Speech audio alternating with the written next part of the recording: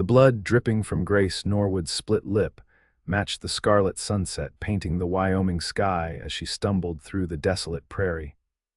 One hand pressed against her bruised ribs, the other clutching a small cloth sack containing everything she'd managed to grab before fleeing. Her wedding band was noticeably absent, abandoned on the kitchen table alongside the shattered remains of her marriage and the last fragments of her hope. The year was 1879, and Grace had become a ghost in her own life. At 23, she'd already endured 5 years of marriage to Edmund Crawley, a man whose charming smile had concealed a monstrous temper. What had begun as sharp words and bitter accusations had escalated into open-handed slaps, then closed fists, and finally, tonight, a beating so severe she feared he might actually kill her this time. When Edmund had finally collapsed into a drunken stupor, Grace had seized her only chance at freedom. The distant whistle of a train pierced the evening quiet.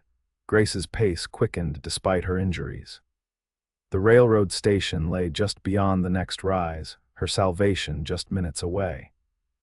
She had no destination in mind beyond away, anywhere Edmund couldn't find her. She had a modest sum saved from selling eggs and preserves over the years, carefully hidden beneath a loose floorboard in the pantry. It would have to be enough. The small station was mercifully empty save for the station master, an elderly man who barely glanced up from his ledger as Grace approached the ticket window. "One ticket on the next train heading east," she said, her voice barely above a whisper. The station master looked up then, his eyes widening slightly at her battered appearance. To his credit, he asked no questions. "Train to Elko, Nevada leaves in 20 minutes. That be far enough east for you, madam." Grace had never heard of Elko, but it sounded sufficiently distant.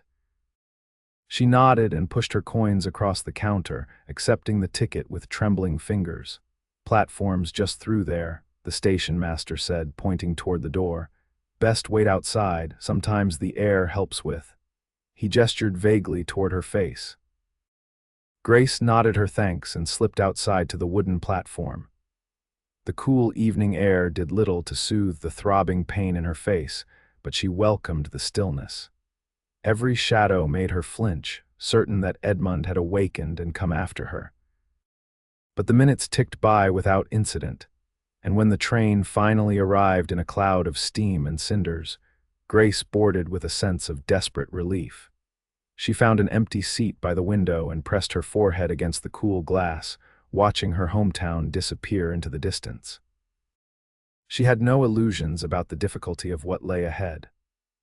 A woman alone in the West faced countless perils, but none, she was certain, could be worse than the hell she was leaving behind. 3 days later, the train pulled into Elko, Nevada, with a screech of brakes and billowing steam.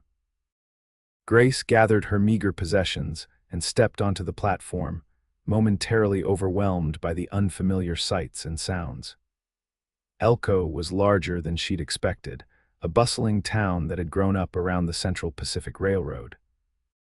Streets lined with wooden buildings stretched away from the station's saloons, hotels, mercantiles, and other businesses whose purposes she could only guess at.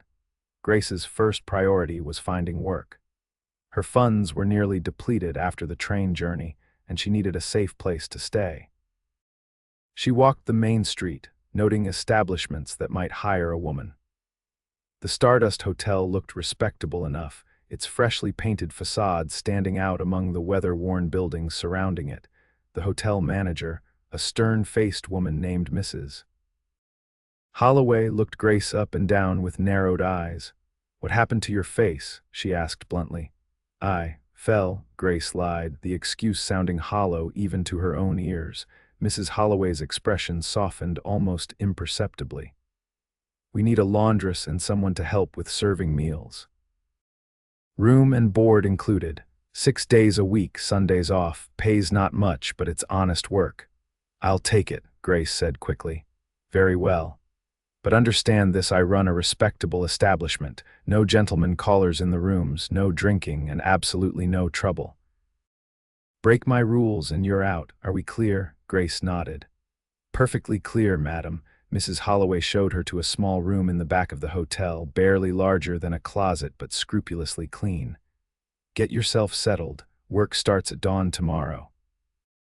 Alone in her new quarters, Grace sat on the narrow bed and finally allowed herself to cry not from sadness, but from sheer relief.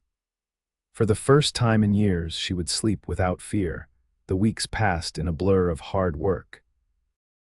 Grace's hands grew raw from washing sheets and towels, her back ached from hauling water and coal, and she fell into bed each night exhausted. But the bruises on her face faded, and no one asked uncomfortable questions. She kept to herself, speaking only when necessary and avoiding the curious glances of the hotel guests. One evening in late October, Grace was serving dinner in the hotel's small dining room when a commotion erupted outside. Moments later, the door burst open and two men carried in a third, his shirt soaked with blood. "Doc Jenkins," one shouted. "Somebody fetch Doc Jenkins, Vaughn's been shot." The wounded man's hat fell away as they laid him on one of the dining tables, revealing a shock of dark hair and a face contorted in pain. Mrs. Holloway appeared, directing the men to carry him to an empty room upstairs while she sent a boy running for the doctor. "Grace, Mrs. Holloway called, bring hot water and clean linens to room 4. Quickly now. By the time Grace arrived with the requested items, the wounded man had been settled on the bed. His companions had cut away his bloodied shirt, revealing a gunshot wound in his left shoulder. The doctor arrived moments later, shooing everyone except Grace from the room. "You stay," he told her. "I'll need assistance." For the next hour, Grace held basins of water, passed instruments, and tried not to flinch as the doctor probed for the bullet lodged in the man's shoulder. The patient Vaughn, they had called him, remained conscious throughout, his jaw clenched against the pain, eyes fixed on the ceiling. "You're lucky, Mr. Harrington," the doctor said as he finally extracted the bullet. "An inch lower, and we wouldn't be having this conversation." "Doesn't feel like luck from where I'm lying," Vaughn Harrington replied, his voice strained but steady. The doctor chuckled. "Spoken like a true cowboy. You'll live, but you'll need to rest that arm for at least a week. No riding, no roping, and certainly no more getting shot." "Can't make any promises on that last one, Doc." After the doctor left, Grace stayed to clean up the mess. As she gathered the bloodied cloths, she felt Vaughn's eyes following her movements. "Thank you," he said quietly. "You've got steady hands." "Most folks can't stomach the sight of all that blood," Grace shrugged. "I've seen worse." "Have you now?" His gaze shifted to the fading yellow bruise along her jawline, nearly healed but still visible. "I reckon you might have it that." Grace stiffened, uncomfortable under his scrutiny. "You should rest, Mr. Harrington. Mrs. Holloway will send up some broth later." She retreated from the room before he could respond, her heart pounding inexplicably. There was something disconcerting about the way he had looked at her, not with pity, as she had come to expect, but with a kind of quiet understanding that left her feeling exposed. For the next several days, Grace was assigned to tend to Vaughn Harrington. She brought his meals, changed his bandages, and helped him move from bed to chair when he grew restless with confinement. Though she tried to maintain a professional distance, she found herself warming to his quiet, respectful manner.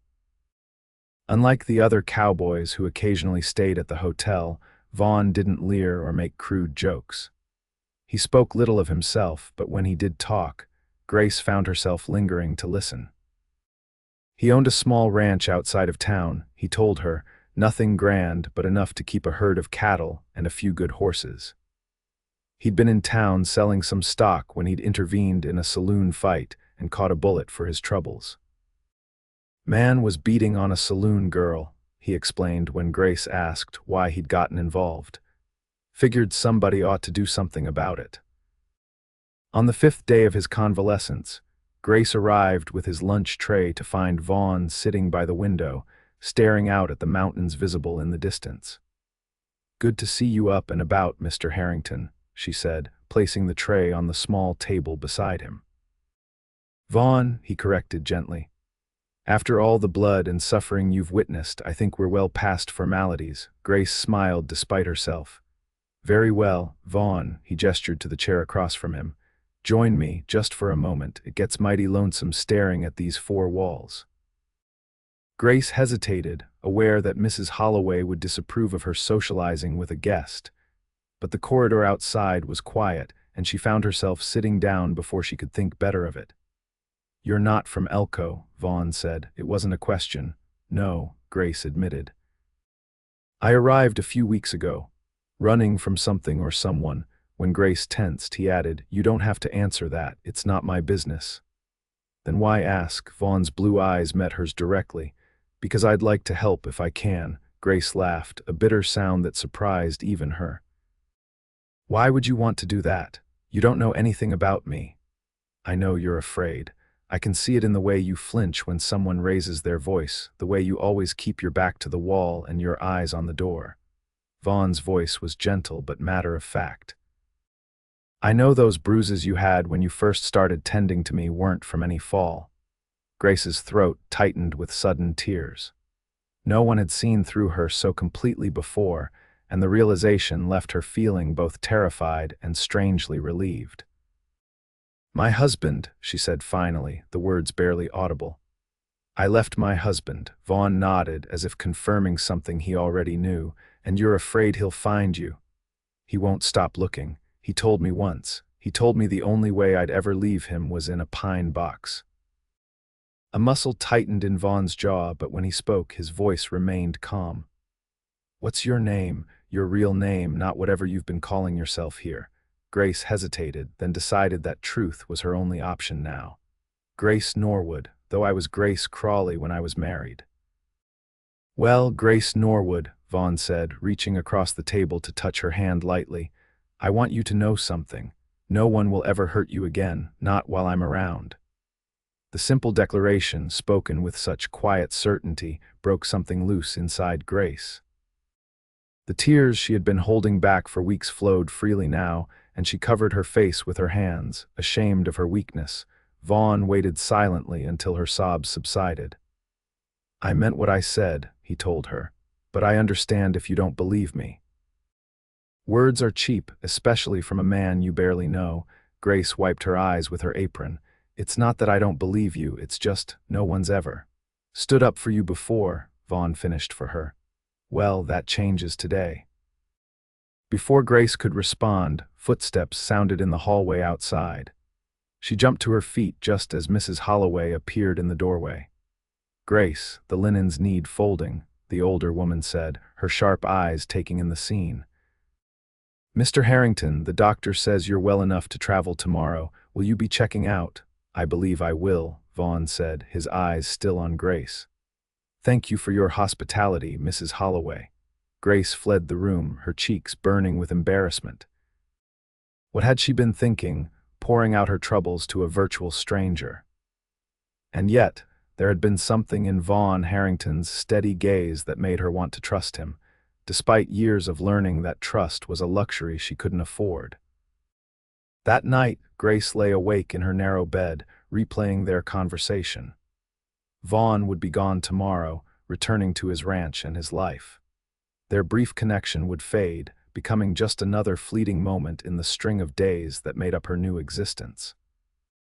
It was better this way, she told herself. Safer. But when morning came and Grace went to bring Vaughn his breakfast, she found his room empty, the bed already made. A folded piece of paper lay on the pillow with her name written on it. Glancing over her shoulder to ensure she was alone, Grace unfolded the note. Miss Norwood, it read in a surprisingly neat hand, I meant what I said yesterday. My ranch is 10 miles northeast of town, following Pine Creek. If you ever need a safe place, it's there. No obligations, no expectations, just safety. The door will always be open to you. Respectfully, V. Harrington. Grace tucked the note into her pocket, oddly touched by the gesture even though she knew she would never act on it. She had her job and her room at the hotel. It wasn't much, but it was security of a sort, and she'd learned the hard value of that. 2 weeks passed.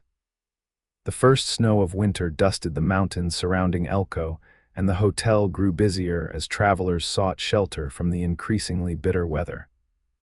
Grace worked longer hours, fell into bed exhausted each night, and tried not to think about Vaughn Harrington or the offer contained in his note, which she'd read so many times the paper was beginning to wear thin at the folds. Then, on a bitterly cold morning in early December, Grace was shopping for supplies for the hotel when she heard a familiar voice call her name. Not her name, but the one she'd been running from, Mrs. Crawley, Grace Crawley. Grace froze, her blood turning to ice in her veins.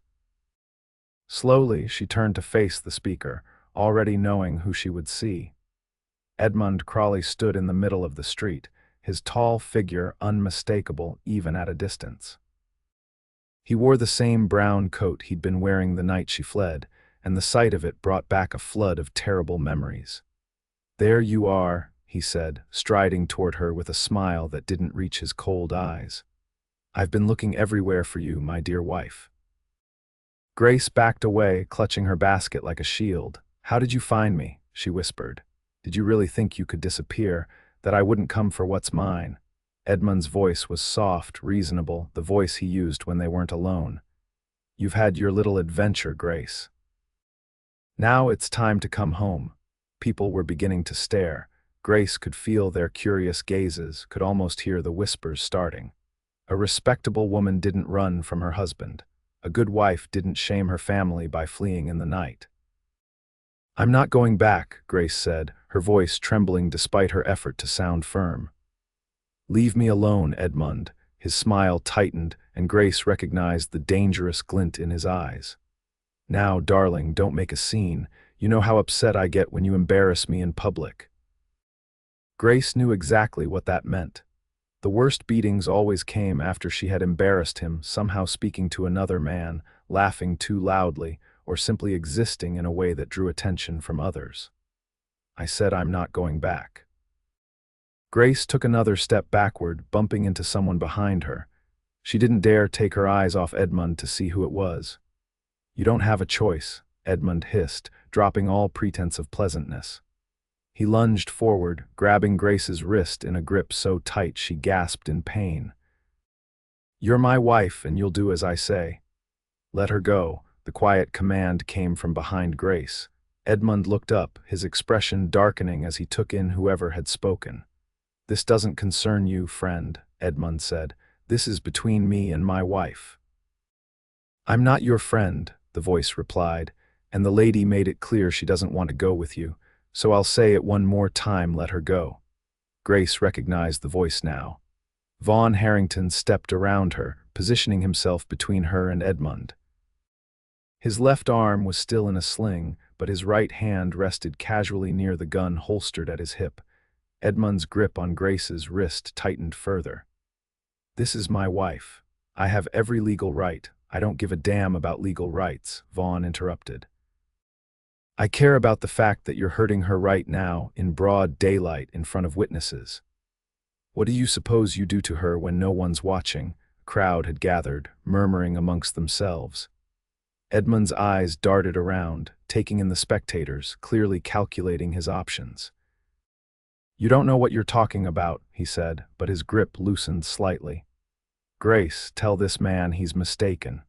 Grace looked from Edmund's familiar, threatening face to Vaughn's steady gaze. In that moment, something shifted inside her, a lifetime of fear giving way to a sudden, desperate courage. "He's not mistaken," she said, loud enough for the onlookers to hear. "I left because you beat me, Edmund, because I was afraid you would kill me. I'm not your property, and I'm not going back." Edmund's face contorted with rage. "You lying whore," he snarled, raising his free hand. Before he could strike, Vaughn moved with surprising speed for a wounded man.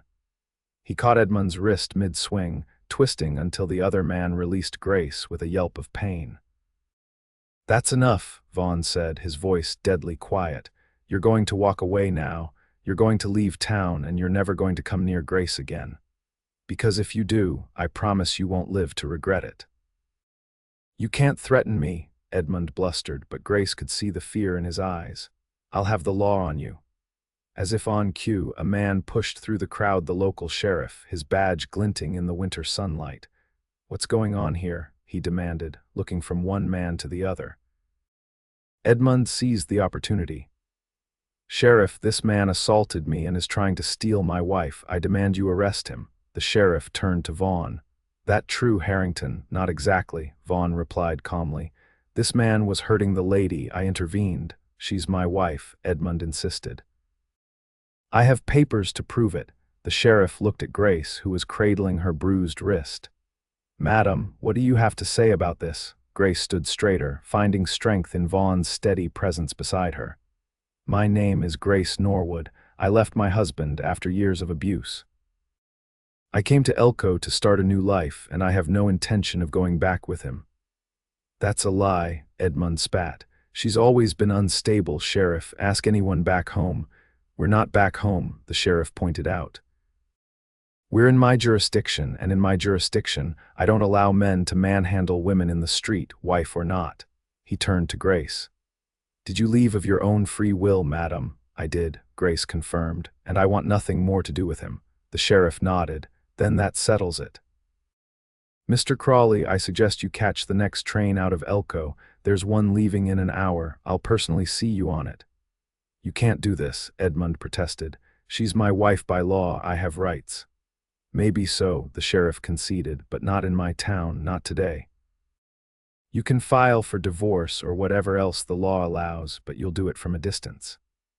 Now, are you going to leave peacefully, or do I need to introduce you to our jail?" For a moment, Grace thought Edmund might actually resist. His hands clenched into fists, and the vein in his forehead throbbed visibly. But the sheriff's hand rested meaningfully on his gun, and Vaughn hadn't moved from Grace's side. "This isn't over," Edmund said finally, his voice low and threatening. "She belongs to me. She always will." "No," Vaughn said simply. "She doesn't, and she never did."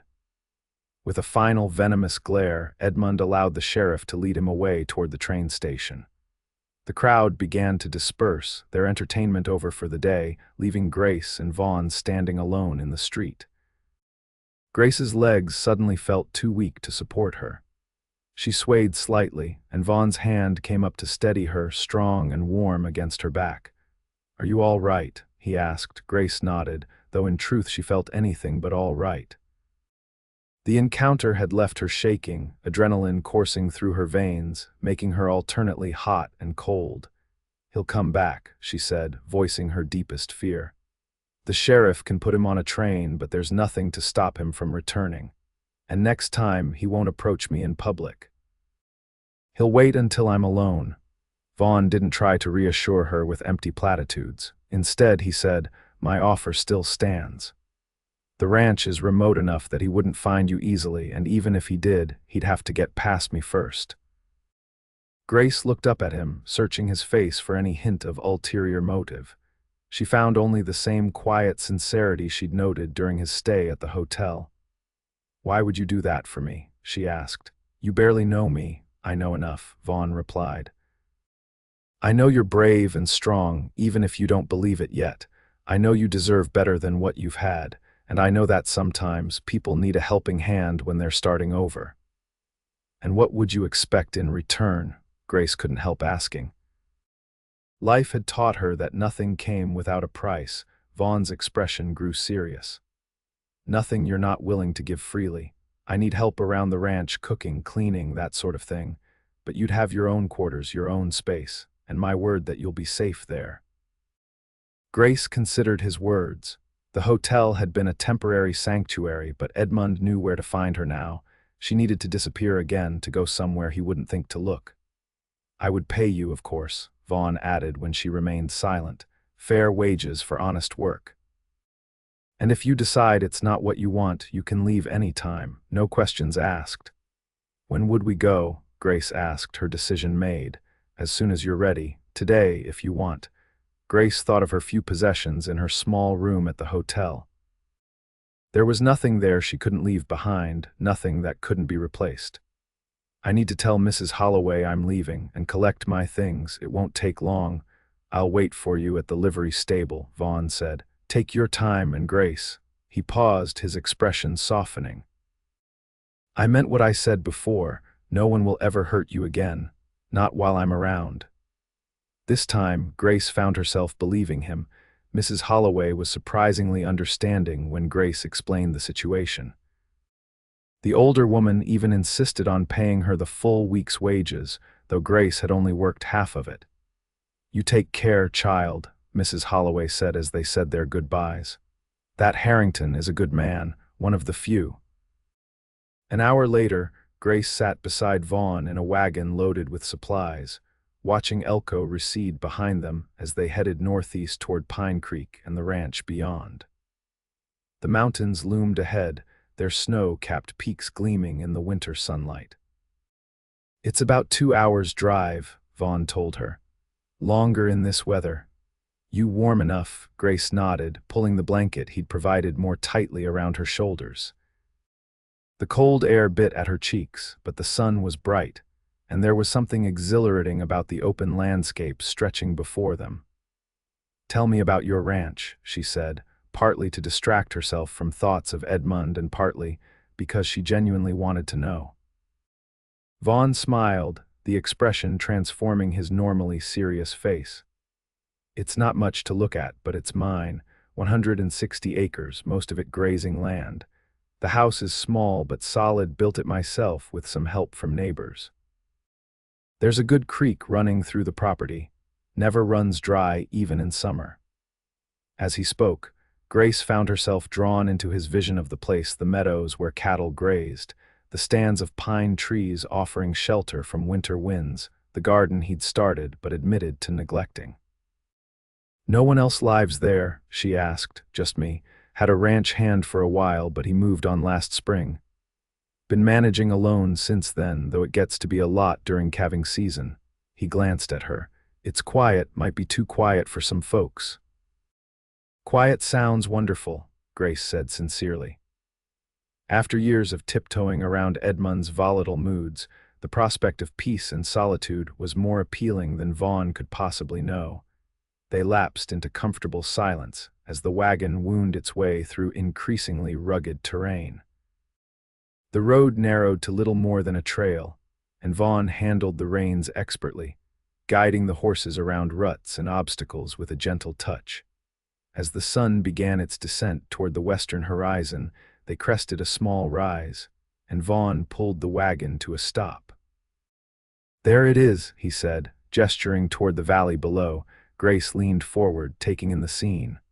A small cabin nestled at the base of a gentle slope, smoke curling from its chimney.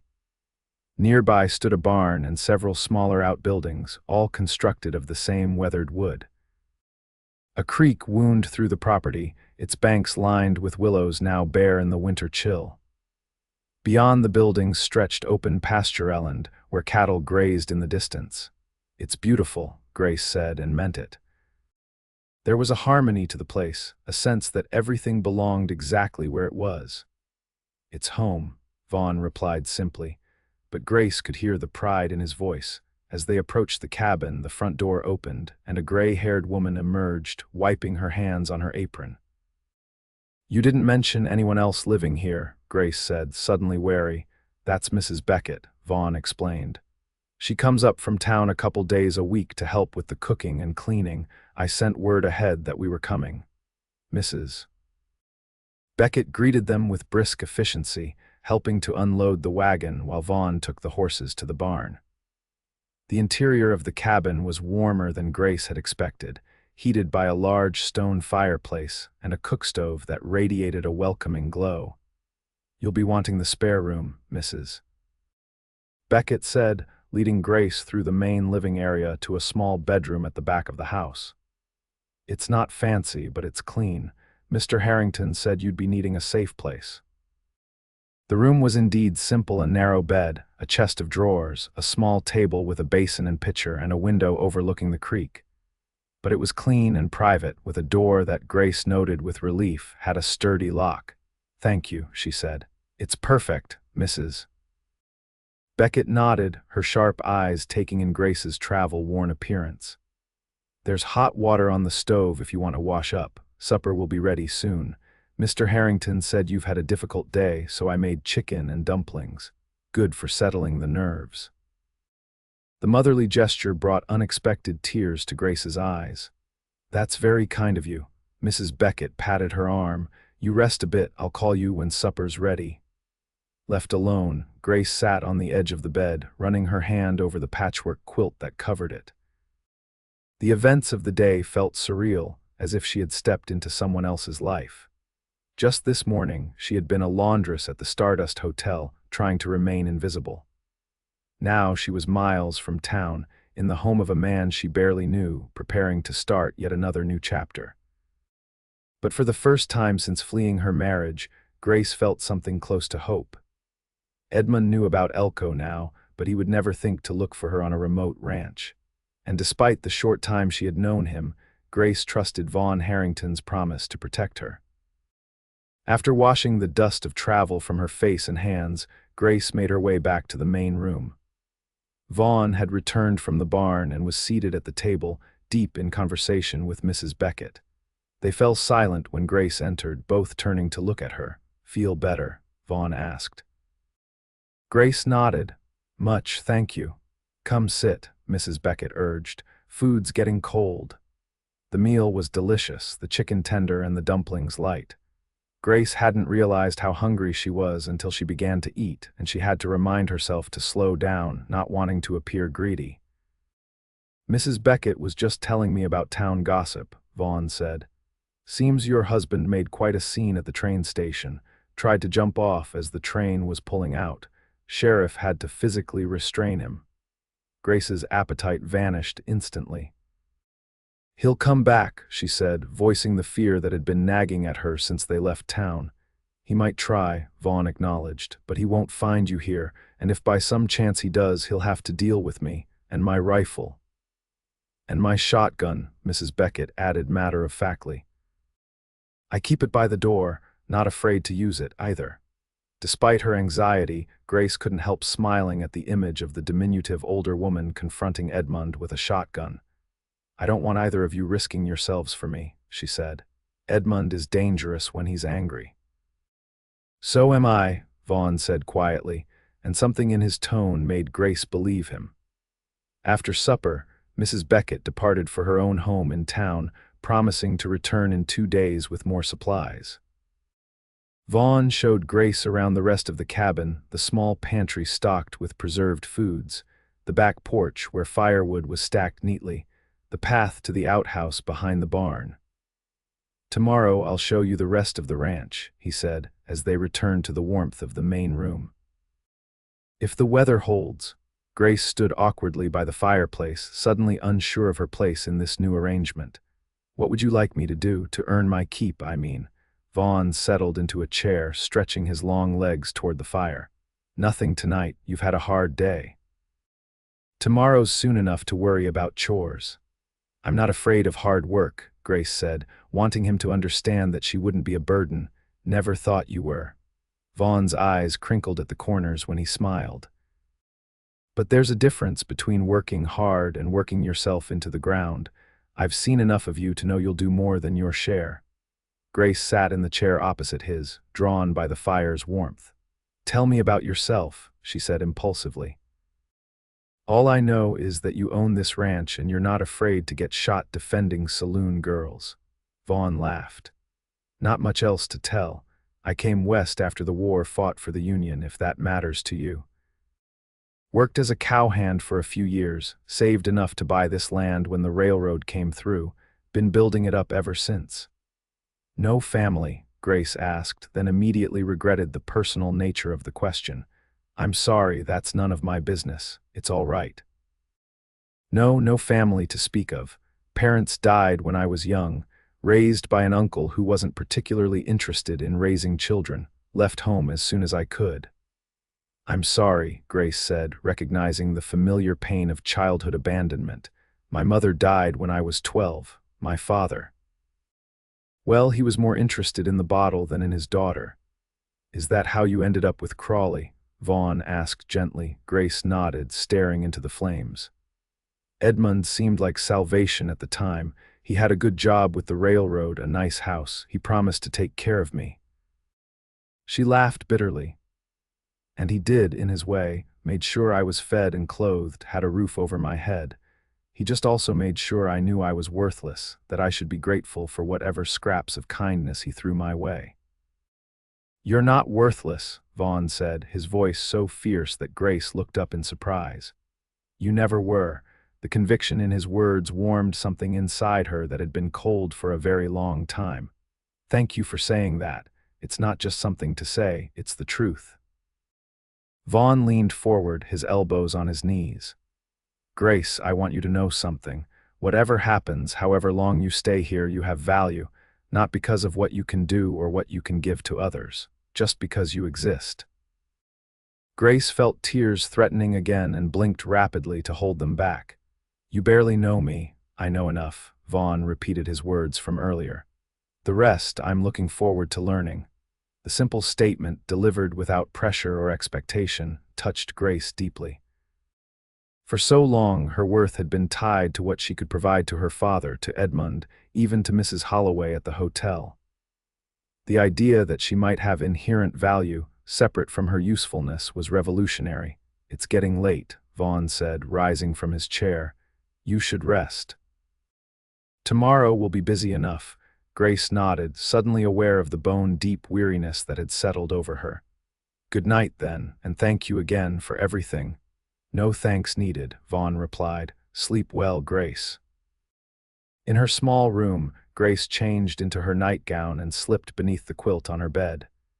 The mattress was firmer than she was used to, but clean and comfortable. Through the window, she could see the moon rising over the mountains, casting silver light over the landscape. For the first time in years, Grace fell asleep without fear knotting her stomach, without listening for angry footsteps in the hallway. Whatever tomorrow might bring, tonight she was safe. The next morning, Grace woke to the smell of coffee brewing and bacon frying. For a disorienting moment, she couldn't remember where she was, but then the events of the previous day came rushing back. She dressed quickly in her simplest dress and made her way to the main room. Vaughn stood at the cook stove, deftly turning strips of bacon in a cast iron skillet. He glanced up as she entered, offering a smile that crinkled the corners of his eyes. "Morning," he said. "Sleep well." "Better than I have in years," Grace admitted. "Can I help with breakfast?" "Almost done. Coffee's ready, though, if you want to pour yourself a cup." Grace did so, savoring the rich aroma. The domesticity of the scene struck her as oddly comfortable, as if they had been sharing mornings for years rather than hours. Over breakfast, Vaughn outlined the day ahead. He needed to check on a section of fence that had been damaged in a recent storm, and there were always animals to tend to. Grace would stay at the cabin for now, familiarizing herself with the house and its routines. "I usually have dinner at noon," he told her. "Nothing fancy, beans and cornbread most days, then supper when the day's work is done." "I can have something ready when you come back for dinner," Grace offered. "I'm a decent cook when I have the right ingredients." Vaughn nodded appreciatively. "That would be welcome, Mrs. Beckett does her best, but cooking isn't her strong suit." After breakfast, Vaughn showed Grace where everything was kept in the kitchen and pantry before heading out to his chores. Left alone in the cabin, Grace took the opportunity to explore more thoroughly. The main room served as both sitting area and dining space, dominated by the stone fireplace. Vaughn's bedroom was adjacent to the kitchen, larger than the room she occupied, but similarly furnished with simple, sturdy pieces. A small desk in one corner held account books and writing materials, all meticulously organized. What impressed Grace most was the cleanliness of the place. Unlike many bachelor establishments she had seen, Vaughn's home was neat and orderly, if somewhat sparse. There were few decorative touches: a colorful blanket draped over one chair, a landscape painting above the fireplace, a bookshelf filled with well-worn volumes. Grace spent the morning cleaning and planning dinner. The pantry was well stocked with staples: flour, sugar, coffee, dried beans, cured meat, and preserves. By the time noon approached, she had a pot of bean soup simmering on the stove and a pan of cornbread baking in the oven. Vaughn returned precisely at noon, stomping snow from his boots on the porch before entering. His cheeks were ruddy from the cold, and he carried the scent of fresh air and horses with him. "Something smells good," he said, hanging his coat by the door. "Just soup and cornbread," Grace replied. "Nothing special. Beats what I usually throw together." Vaughn washed his hands at the basin by the door before joining her at the table. "How are you settling in?" "Well, I think your home is lovely." Vaughn looked around as if seeing the place through her eyes. "It's plain, but it suits me." "It feels peaceful," Grace said. "Safe." Their eyes met briefly across the table, and something unspoken passed between them, an acknowledgement of the significance of that word to Grace.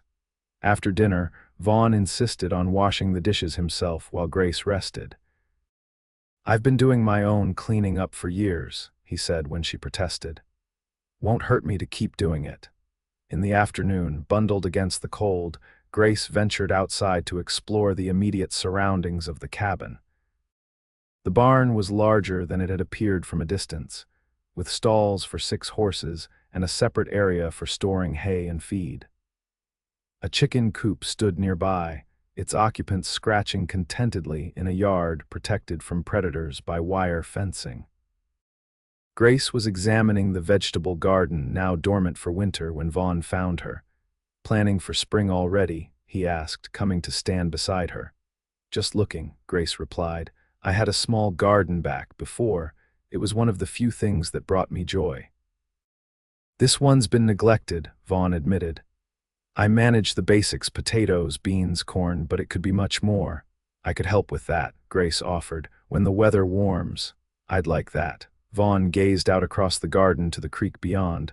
"I've been thinking, Grace. You should learn to ride if you don't know how already. The ranch is isolated, which is good for keeping you safe, but it also means you're dependent on me for transportation. I don't want you to feel trapped here." The thoughtfulness of the suggestion touched Grace deeply. Edmund had deliberately kept her isolated, forbidding her to leave their property without him. The idea that Vaughn wanted to ensure her independence, even if it meant she could more easily leave, spoke volumes about the kind of man he was. "I'd like to learn," she said. "I've never had the opportunity before. We'll start tomorrow if the weather's decent. I have a mare that's gentle enough for a beginner." The rest of the day passed quickly. Vaughn returned to his work, and Grace busied herself preparing supper and exploring the bookshelves. She was delighted to discover several novels among the practical guides to ranching and animal husbandry. Reading had been one of her secret pleasures during her marriage, indulged in only when Edmund was away. That evening after supper, they sat before the fire again. Vaughn whittled a piece of wood with a small knife, his hands moving with practiced precision, while Grace darned one of his socks she had found with a hole in it. "You don't have to do that," Vaughn said when he noticed her activity. "I don't mind," Grace replied. "It's restful in a way." They sat in comfortable silence for a while, the only sounds the crackling of the fire and the soft scrape of Vaughn's knife against wood. "May I ask you something?" Grace said finally. Vaughn looked up from his whittling. "Of course." "Why did you offer to help me? The truth, please." Vaughn set aside his project, considering her question. "The simple answer is that it was the right thing to do. You needed help, and I was in a position to offer it." And the complicated answer, Vaughn's gaze returned to the fire. "I had a sister once, younger than me by 6 years. After our parents died, my uncle took us in, but he was a hard man. Believed in discipline, especially for girls, said they needed to learn their place." Grace's hands stilled on her mending. "What happened to her?" "She married young to escape, 15, barely more than a child. The man seemed decent enough at first. By the time I realized he wasn't, it was too late." Vaughn's voice grew rough. "She died in childbirth 3 years later. The doctor said her body was too damaged from beatings to survive the strain." "I'm so sorry," Grace whispered, understanding now the source of his fierce protectiveness. "Her name was Lillian," Vaughn continued. She used to say that one day she'd have a garden full of flowers, a safe place where things could grow. He looked at Grace directly. When I saw you at the hotel, with those bruises you tried so hard to hide, I couldn't help thinking of her. Wondering if someone had been there for Lillian, if things might have been different. Grace set aside her mending and moved to kneel beside Vaughn's chair, taking his calloused hand in hers. Thank you for telling me, and thank you for being the person who was there when I needed someone. Vaughn's fingers tightened around hers. I want you to know that there are no expectations here, Grace. This isn't an arrangement where you owe me anything, not that way. Grace understood what he was trying to say. I know, she assured him. I trust you, Vaughn. I wouldn't be here if I didn't. His expression softened. That means a lot coming from you. I know trust doesn't come easily, not after what you've been through. They remained like that for a long moment, connected by their joined hands and a shared understanding of pain and resilience. Then Grace returned to her seat, picking up her mending again, and Vaughn resumed his whittling. But something had shifted between them, a deepening of the tentative bond that had begun in Elko. Days turned into weeks, and winter settled fully over the ranch. Grace fell into the rhythm of ranch life, rising early to prepare breakfast, tending to household chores throughout the day, and always having a hot meal ready when Vaughn returned from his work.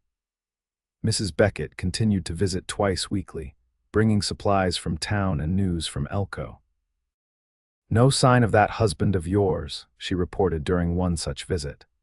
Word is he took a train east after the sheriff ran him out of town. Good riddance, I say. Grace wished she could believe Edmund had given up so easily, but she knew better. He was stubborn and prideful, and he hated to lose what he considered his property. Still, as January turned to February with no sign of him, she began to relax slightly, to believe that perhaps he had indeed moved on. True to his word, Vaughn had begun teaching Grace to ride. Her first attempts were awkward and frightening, but Vaughn was a patient teacher, and the mare he had chosen for her, a gentle sorrel named Daisy, seemed to understand her nervousness. You're doing fine, Vaughn encouraged her after a particularly wobbly practice session. It takes time to find your balance. I feel like a sack of potatoes up there, Grace confessed, rubbing her sore muscles. Vaughn laughed. Most elegant sack of potatoes I've ever seen then. By the end of February, Grace could ride well enough to accompany Vaughn on short trips around the ranch. She reveled in the freedom of movement, in the feel of the wind on her face as Daisy carried her across the winter landscape. It was a kind of liberty she had never experienced before, and she found herself smiling more often, laughing more easily. Vaughn noticed the change in her. You're blooming, he told her one evening as they sat by the fire, like one of those desert flowers that appears after rain. Grace felt herself blushing at the observation. It's this place, she said, and the peace you've given me. You've brought something to this place, too, Vaughn replied. Life, before you came, it was just a house. Now it feels like a home.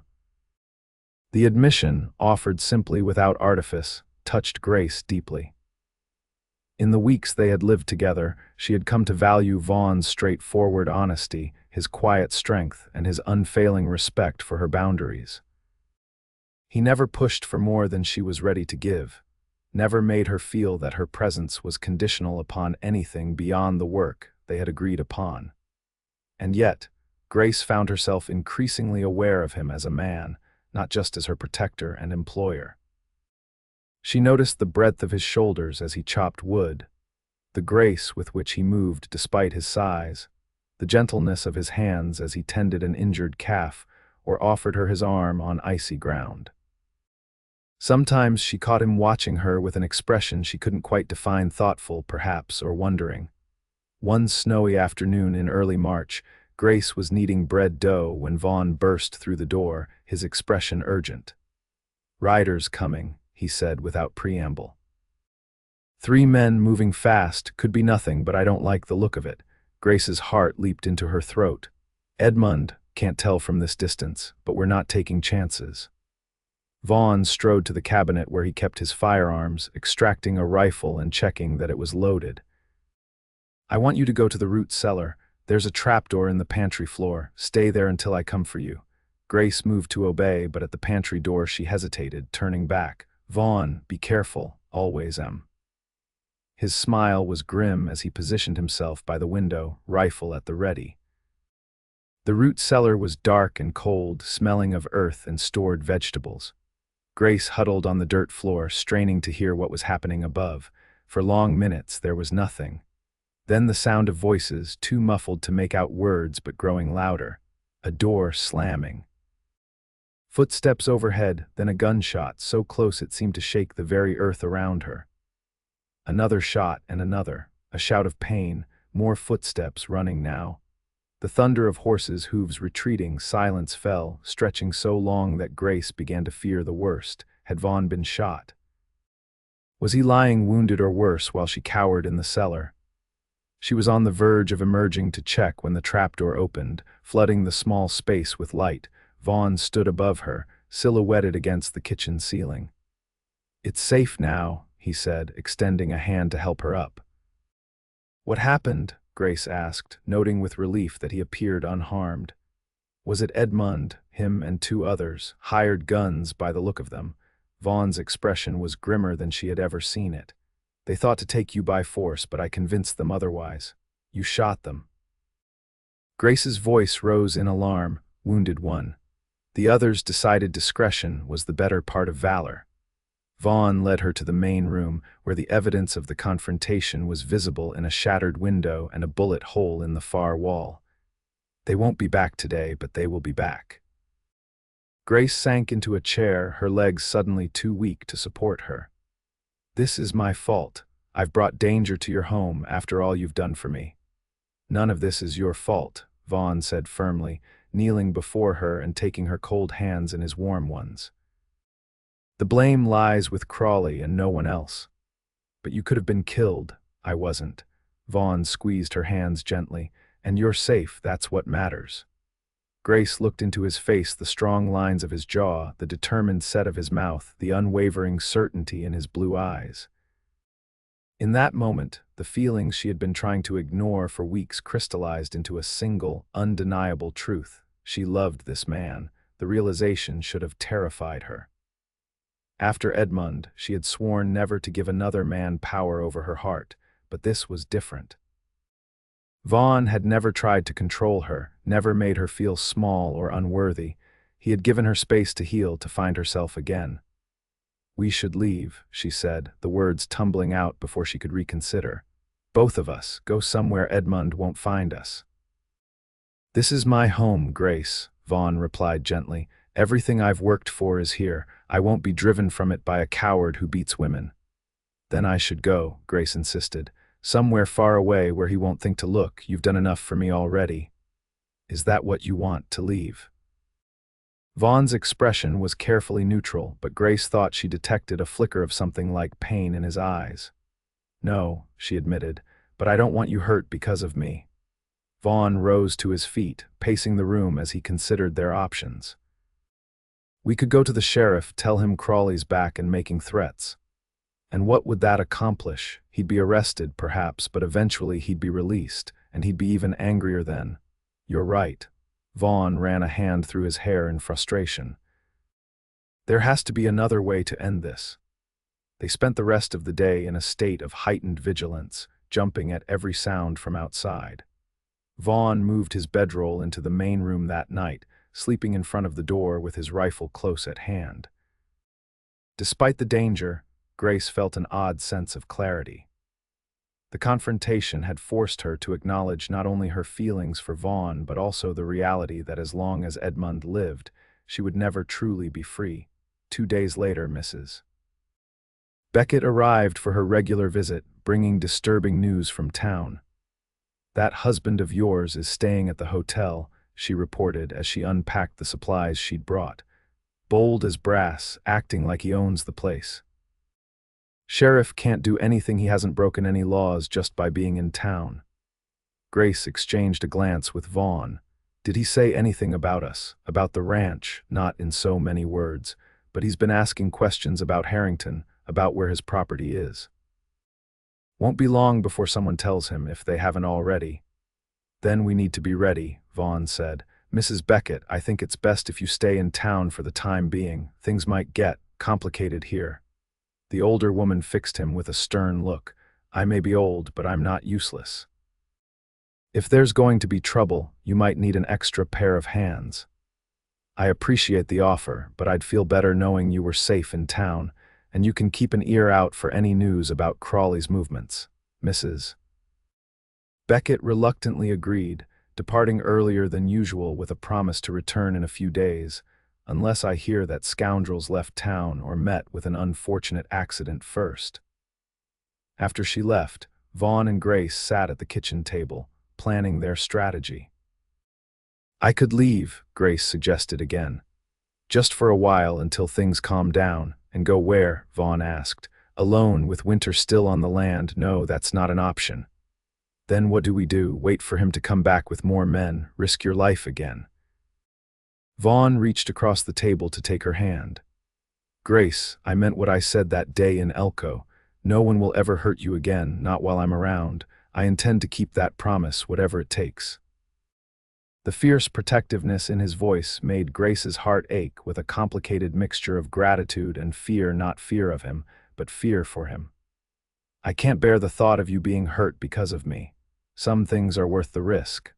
Vaughn's thumb traced gentle circles on her palm. You're worth the risk, Grace. The simple declaration hung between them, loaded with unspoken meaning.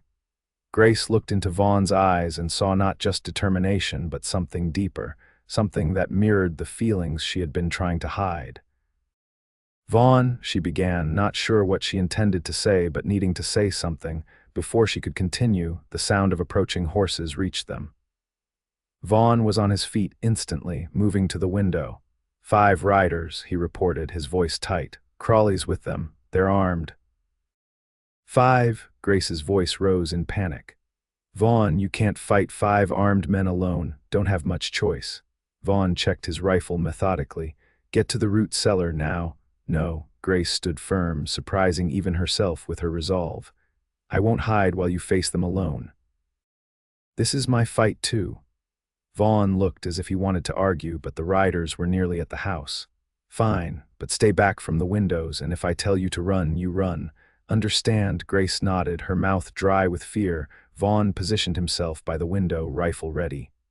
Crawley. He called out, that's far enough. The riders halted about 50 yards from the house. Edmund Crawley urged his horse forward slightly, just enough to separate himself from the others. Harrington, he called back. I've come for my wife, send her out and we'll be on our way. No need for further unpleasantness. She's not your wife anymore, Vaughn replied. She's under my protection now. Turn around and ride out while you still can.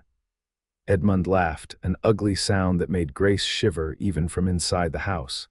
5 guns against 1, and you're making threats. I don't think so, Grace, he shouted, raising his voice. I know you're in there. Come out now, or Harrington here gets a bullet through his head. Grace moved toward the door, but Vaughn blocked her path with one arm. Don't even think about it, he said quietly. He'll kill you, Grace whispered, tears filling her eyes. He'll try. Vaughn's expression softened briefly as he looked at her. Grace, listen to me. Whatever happens in the next few minutes, know this. These months with you have been the best of my life. Before Grace could respond, Edmund's voice came again. Last chance, Harrington, send her out or we start shooting. Not going to happen, Vaughn called back. Then, to Grace, when I open the door, stay behind me. I'm going to try to talk them down, but if shooting starts, you drop to the floor.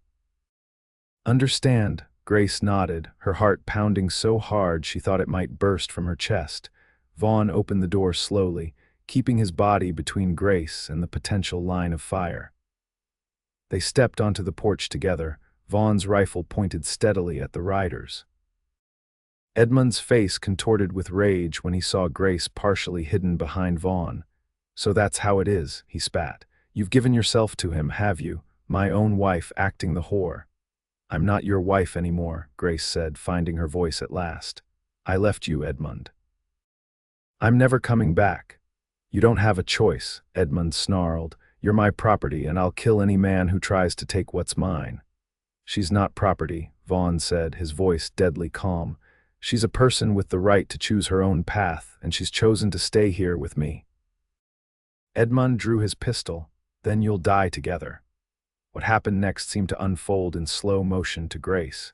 Edmund aimed his weapon at Vaughn. The other riders, taking this as their signal, also drew their guns. Vaughn pushed Grace roughly backward toward the door of the cabin as he fired his rifle. Edmund's horse reared at the sound of the shot, throwing him off balance. His bullet went wide, splintering the wood of the porch railing. One of the other riders wasn't so fortunate. Vaughn's bullet caught him in the chest, and he toppled from his saddle without a sound. Then chaos erupted. Gunshots filled the air, bullets whizzing past and thudding into the cabin walls. Grace crawled back inside, terrified for Vaughn, who remained on the porch, returning fire with grim determination. Through the open door, Grace saw another rider fall, clutching his shoulder. The remaining 3, Edmund and 2 others, scattered, seeking cover behind rocks and trees at the edge of the yard. "Vaughn," Grace called. "Come inside." Vaughn backed into the cabin, keeping his rifle trained on the area where the riders had disappeared. "They're regrouping," he said tersely. "This isn't over." No sooner had he spoken than a bullet shattered the window, showering them with glass. Vaughn pulled Grace to the floor, covering her body with his own as more shots followed. "We need to get to better cover," Vaughn said, his breath warm against her ear. "The bedroom, the walls are thicker there." They crawled across the floor, keeping low as bullets continued to slam into the cabin. Once in the relative safety of the bedroom, Vaughn positioned himself at the window, searching for targets. "I see one," he murmured, taking careful aim before firing. A cry of pain confirmed his hit. "That leaves Crawley and 1 other. Harrington," Edmund's voice rang out. "You're dead, you hear me? Dead, and when I'm done with you, I'll take Grace anyway." "He's losing his mind," Grace whispered, horrified by the naked madness in her former husband's voice. "Makes him dangerous," Vaughn agreed grimly, "but also careless." As if to prove his point, Edmund suddenly appeared from behind a tree, firing wildly toward the cabin. Vaughn's response was measured and precise. His rifle cracked once, and Edmund staggered, clutching his side before ducking back into cover. "Winged him," Vaughn said with grim satisfaction. "Not a killing shot, but it'll slow him down." The last hired gun, seeing his employer wounded and his companions either dead or injured, apparently decided that no amount of money was worth his life. Grace saw him mount his horse and gallop away, ignoring Edmund's shouts to come back. For several minutes, silence fell. Vaughn remained vigilant at the window, scanning the area where Edmund had disappeared. "You think he's gone too?" Grace asked hopefully. Vaughn shook his head. "Not Crawley. He's too obsessed, too invested in this. He'll make one more try." As if summoned by Vaughn's prediction, Edmund appeared again. But this time he wasn't heading toward the cabin. Instead, he was limping toward the barn, a torch in his hand. "He's going to burn us out," Vaughn realized aloud. "I have to stop him." Before Grace could protest, Vaughn was moving toward the back door of the cabin. "Stay here," he ordered. "Don't show yourself at the windows." Grace watched in terror as Vaughn slipped outside, using the woodpile and outbuildings for cover as he circled around to intercept Edmund. She couldn't see what was happening from her position, but she could imagine Edmund approaching the barn, torch held high, intent on setting the dry hay inside ablaze. Then came a shout, Vaughn's voice, commanding Edmund to drop the torch. The sound of a struggle followed, grunts and curses drifting through the cold air. A gunshot made Grace gasp in horror. Then another. Silence fell once more, stretching endlessly. Grace couldn't bear it. Despite Vaughn's instructions, she crept to the window, straining to see what had happened. At first she saw nothing. Then movement caught her eye, a figure walking slowly from the direction of the barn. Her heart leaped into her throat as she recognized Vaughn, moving steadily if a bit stiffly toward the cabin. There was no sign of Edmund. Grace rushed to the back door, flinging it open as Vaughn approached. "Are you hurt?" she demanded, scanning him for injuries. Just bruises, Vaughn replied, though he winced as he climbed the steps to the porch. Crawley wasn't so lucky, is he? Dead. Vaughn's expression was solemn but not regretful. He left me no choice, Grace. He was determined to burn the barn with us inside it if necessary. Grace felt oddly numb at the news. She had spent so many years in fear of Edmund, and now, in the space of minutes, that fear had been permanently removed. She should feel something relief, perhaps, or sadness for the man Edmund might have been in another life. Instead, she felt only a profound weariness. "Come inside," she said, taking Vaughn's arm. "Let me check you for injuries." In the kitchen, Grace insisted on examining Vaughn thoroughly, despite his protests that he was fine. She found a deep gash on his forearm where Edmund had caught him with a knife and bruises forming on his ribs. As she cleaned and bandaged the wound, her hands steady despite the turmoil of her emotions, Vaughn watched her face intently. "Are you all right?" he asked softly. "I know he was your husband once. He was a stranger to me long before today," Grace replied, focusing on her task.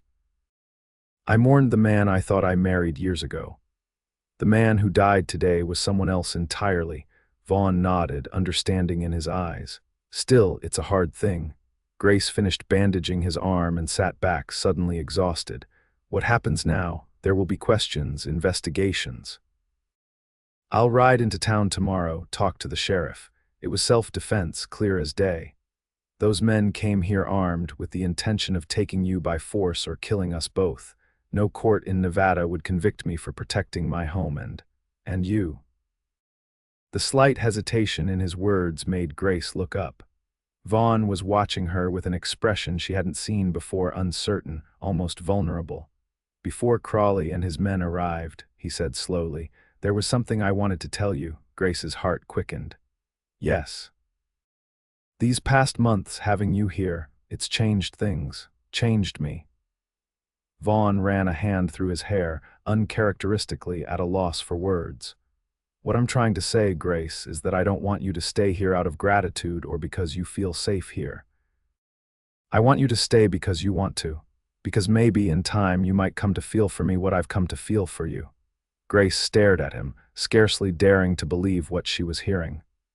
"And what is it that you feel for me?" Vaughn's eyes met hers directly, all uncertainty gone. "Love, Grace, I love you. I think I have almost from the beginning, though I tried to deny it. Didn't think it was right, given what you'd been through, to burden you with my feelings." Joy blossomed in Grace's chest, so intense it was almost painful. "It's not a burden," she whispered. "How could love ever be a burden, then you?" "Yes," Grace said simply. "I love you too, Vaughn. I think I've been falling in love with you since that day in Elko when you told me no one would ever hurt me again. You kept that promise even when it meant risking your own life." Vaughn reached for her then, drawing her gently into his arms. "I'll keep it every day for the rest of our lives if you'll let me." Grace went willingly, feeling the solid warmth of him against her, the steady beat of his heart beneath her cheek. After so many years of fear and pain, this felt like coming home, not to a place, but to a person who saw her, valued her, and loved her for exactly who she was. "I'm not asking for promises right now," Vaughn said, his lips against her hair. "Just a chance. Time for us to know each other in this new way, without the shadow of Crawley hanging over us." Grace lifted her face to his.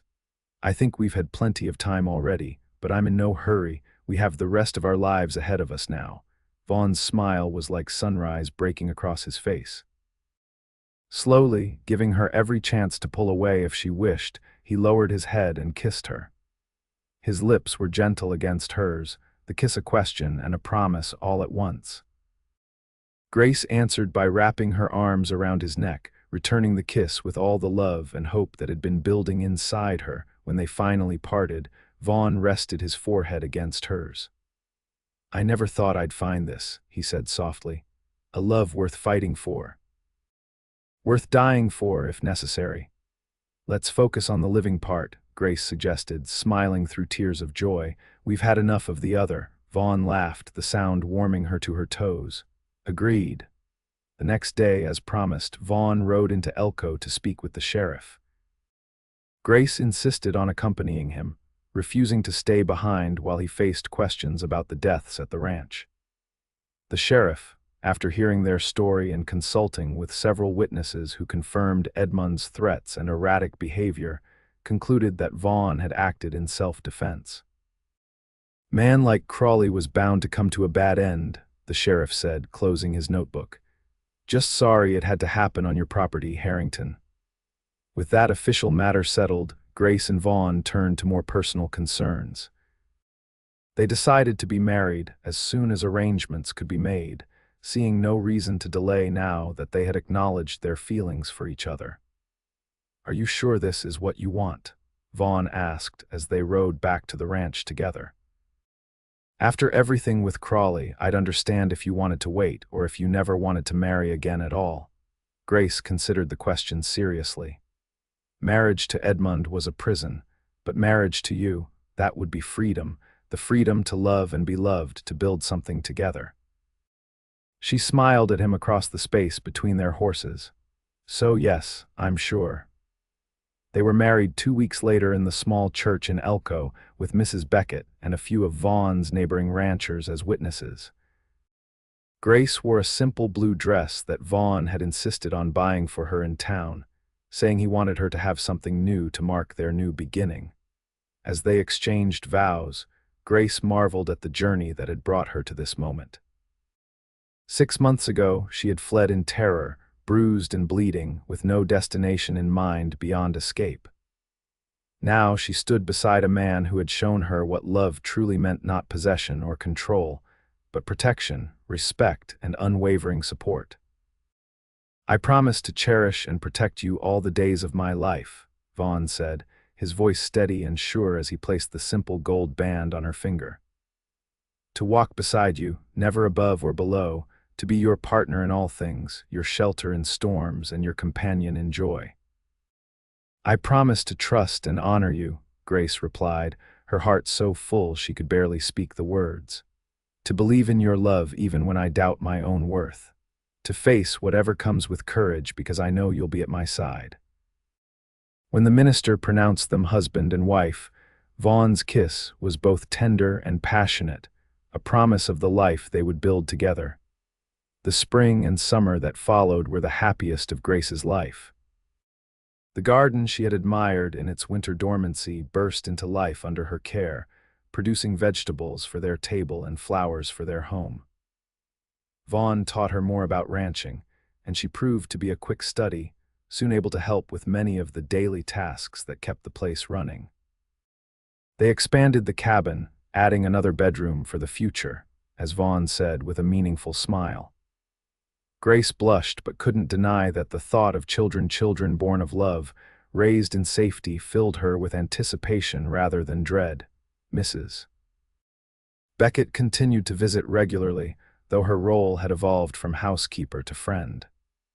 She doted on the young couple, bringing treats from town and gossip to keep them connected to the wider community. "Never thought I'd see the day Vaughn Harrington settled down," she commented during one such visit. "But I've never seen him happier, that's for certain." "I'm the fortunate one," Grace replied, watching through the window as Vaughn worked with a young colt in the corral. "He saved me in every way a person can be saved." Mrs. Beckett patted her hand affectionately. "You saved each other, I'd say. That ranch was just a place before you came, now it's a home." By autumn, Grace had news that made their happiness complete. She told Vaughn one evening as they sat on the porch, watching the sunset paint the mountains gold. "There's going to be a new Harrington come spring," she said, taking his hand and placing it on her still flat abdomen. "Around April, the doctor thinks." Vaughn's expression transformed from confusion to wonder to radiant joy in the space of seconds. "A baby, our baby." He dropped to his knees before her chair, pressing his face against her middle as if he might already hear the tiny heartbeat within. "Grace, I don't have words." Grace ran her fingers through his hair, smiling at his overwhelmed reaction. "Are you happy?" Happy doesn't begin to cover it. Vaughn looked up at her, his eyes suspiciously bright. I never thought I'd have this: a wife I adore, a child on the way, a family of my own." "Well, you do," Grace assured him, leaning down to kiss him softly. "And we're not going anywhere." That winter was harsh, with blizzards that isolated the ranch for days at a time, but inside the cabin, warmth and love prevailed. Grace sewed tiny garments for the coming baby, while Vaughn crafted a cradle from pine he had harvested from their own land.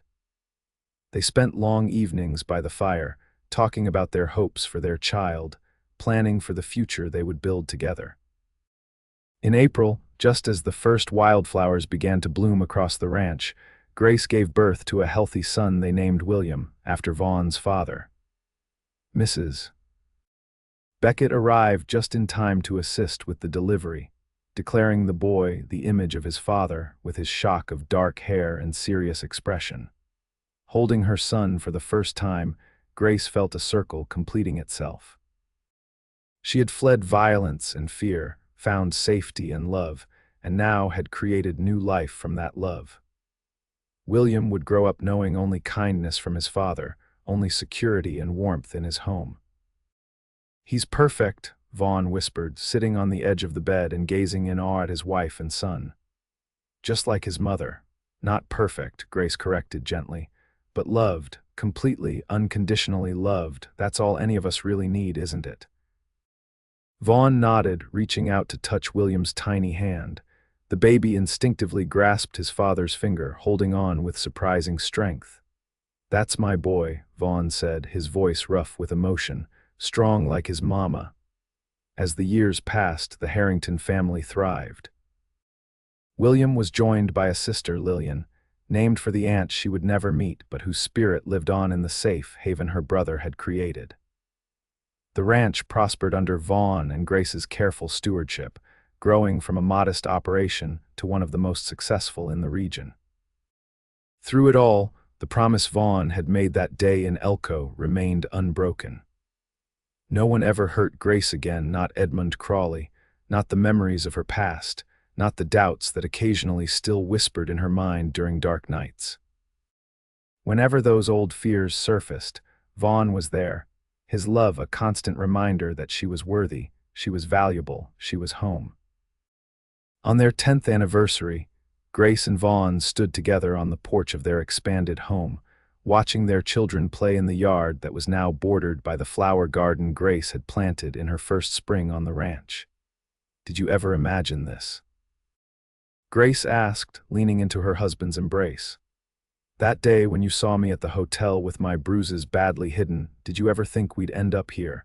Vaughn considered the question, his arm tightening around her waist. "I hoped," he said finally.